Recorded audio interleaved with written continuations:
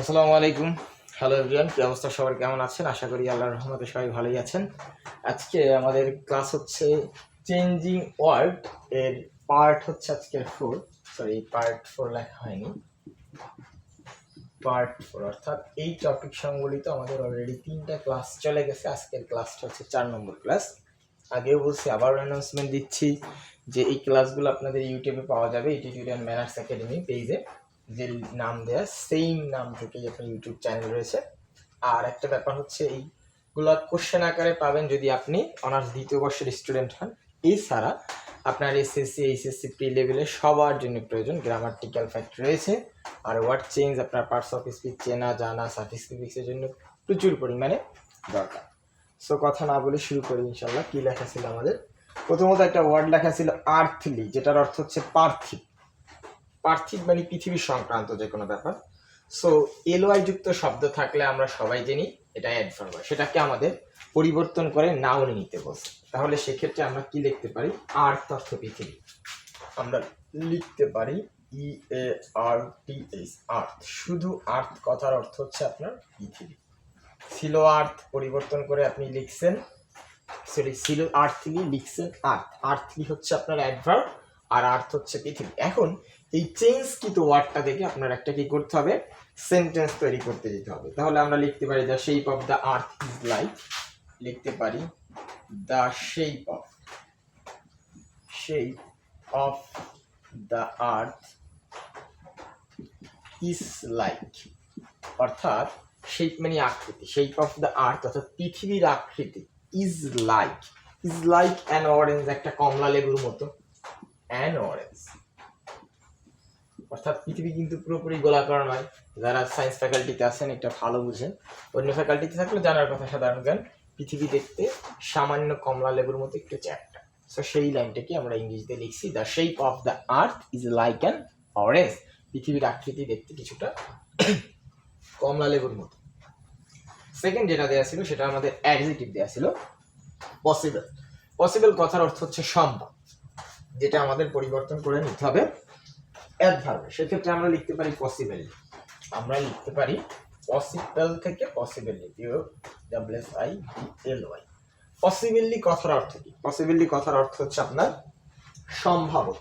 Possible মানে সম্ভব, আর possibly কথার অর্থ সম্ভবত, মানে একটু দোটানা রয়েছে, হলেও হতে পারে না হলেও না হতে পারে, এমন ক্ষেত্রে আমরা পসিবলি ওয়ার্ডটা ব্যবহার করি। পসিবলি দিয়ে আমাদের কি দিতে হবে? একটা সেন্টেন্স তৈরি করে দিতে হবে। পসিবলি এ ফুলিশ পারসন, লিখতে পারি POSSIBLY, পসিবলি এ FWLI ফুলিশ পারসন, বোকা ব্যক্তি।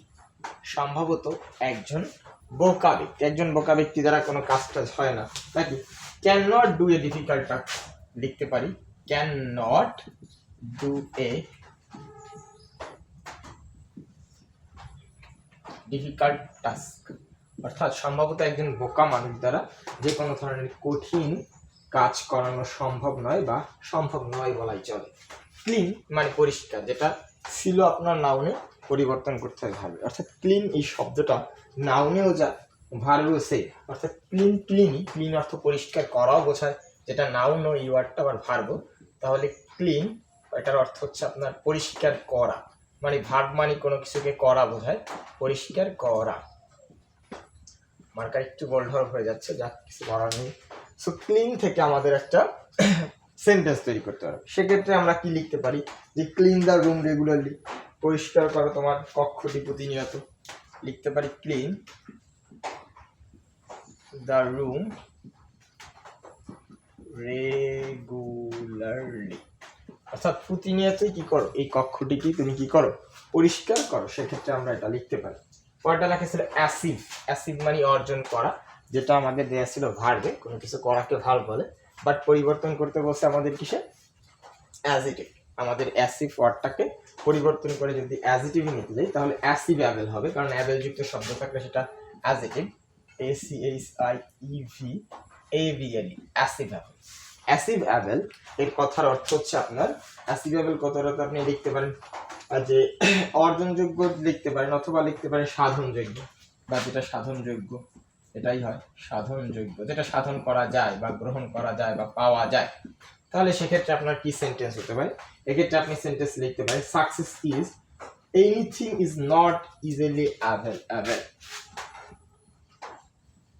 সাকসেস ইজ আপনারা লিখতে পারেন success in anything, ANYTHING, anything, কোনো কিছু সফলতা অর্জন করা, is not easily achievable, is not easily achievable, এই জায়গায় ইন হবে, সরি। তাহলে success in anything is not easily achievable. পরেরটা লেখা ছিল গ্রেট। গ্রেট অর্থ হচ্ছে বিখ্যাত, যেটা আমাদের দেওয়া ছিল অ্যাডজেক্টিভে, আমাদের পরিবর্তন করতে হবে অ্যাডভার্ব। তাহলে আমরা অ্যাডভার্ব মানে যে কোনো অ্যাডভার্ব মানে এলওয়াই থাকে, তাহলে আমরা লিখতে পারি GREAT, গ্রেটলি। গ্রেটলি কথার অর্থ হচ্ছে আপনার, গ্রেট অর্থ বিখ্যাত, আর গ্রেটলি কথার অর্থ হচ্ছে আপনার ব্যাপকভাবে। গ্রেটলি কথার অর্থ হচ্ছে ব্যাপকভাবে, মানে অনেক বিস্তৃতি পরিসরে, যেটা সেটা আমরা লিখতে পারি গ্রেটলি। তাহলে গ্রেটলি দ্বারা আমাদের সেন্টেন্স কি হতে পারে? She was greatly admired for her honesty. She was greatly admired. Admired মানে প্রশংসিত হওয়া, for her honesty. For her honesty, HONESTY। সে অতিরিক্ত প্রশংসিত হয়েছে বা ব্যাপকভাবে প্রশংসিত হয়েছে বা সম্মান পেয়েছে তার সততার জন্য।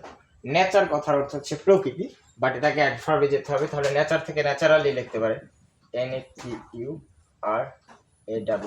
ন্যাচারালি, ন্যাচারালি মানে প্রাকৃতিক ভাবে, যেটা স্বভাবতই হচ্ছে আপনাদের, তাহলে সেক্ষেত্রে আপনারা লিখতে পারেন প্রাকৃতিক ভাবে, প্রাকৃতিক ভাবে।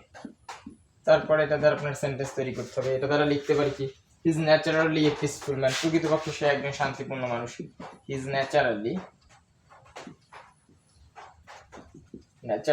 এ পিসফুল ম্যান, সে প্রাকৃতিকভাবে বা প্রাকৃতিকভাবে একজন শান্তিপূর্ণ মানুষ। ডেভোট অর্থ উৎসর্গ করা, এটা ছিল আপনার ভার্বে নিতে হবে নাউনে, তাহলে ডেভোট থেকে লিখতে পারে ডেভোশন, লিখতে পারেন DEVOTION, ডিভোশন। এটা হচ্ছে আপনার নাউন, অলরেডি তো বলা হয়েছে। ডেভোট অর্থ কথার হচ্ছে উৎসর্গ করা, ডেভোশন মানে উক্তি, অর্থাৎ কাউকে উদ্দেশ্য করে আপনি একটা কথা বলেন, সেটাকে উক্তি বলা যায়। সো এই ক্ষেত্রে লিখতে পারি student should have devotion, student should have devotion, শিক্ষার্থীদের উচিত উৎসর্গ করা বা অনুরক্ত থাকা to their studies, to their studies. So আমরা কয়েকটা বিষয় খেয়াল করে দেখতে পারলাম, আগের ক্লাসগুলোতে আমি দেখাইছি আইডেন্টিফাই করে। এলওয়াই যুক্ত শব্দ থাকলে অ্যাডভার্ব, এই একটা এলওয়াই যুক্ত শব্দ অ্যাডভার্ব ছিল। TON থাকলে নাউন হয়, ওয়ার্ডের শেষে TON নাউন ছিল এই জায়গায়। অ্যাবেল যুক্ত ওয়ার্ড থাকলে আপনার সেক্ষেত্রে কি হয়, সেটা অ্যাজিটিভ হয়। এরকমের আবার এই এলওয়াই যুক্ত শব্দ থাকলে আপনার অ্যাডভার্বে আবারও আসছে। সো এই জিনিসগুলো যদি আমরা একটু ফোকাস দিই, তাহলে পার্টস অফ স্পিচ চেঞ্জগুলো ইনশাল্লাহ ভালো করে বুঝবো। সো আমাদের 10 যে কটা দেওয়া ছিল ওয়ার্ড, সে কটা আমরা সমাধান করতে পারলাম। আপনারা এগুলো করবেন এবং এর সাথে আরও বেশ কিছু এক্সট্রা এক্সাম্পল দেওয়ার চেষ্টা করবেন। সো আজ এই পর্যন্তই, ভালো থাকেন, সুস্থ থাকেন, দেখা হচ্ছে নতুন একটা ভিডিওতে, নতুন একটা টপিক নিয়ে হতে পারে। সো আল্লাহ হাফিজ, আমার জন্য সবাই দোয়া করবেন।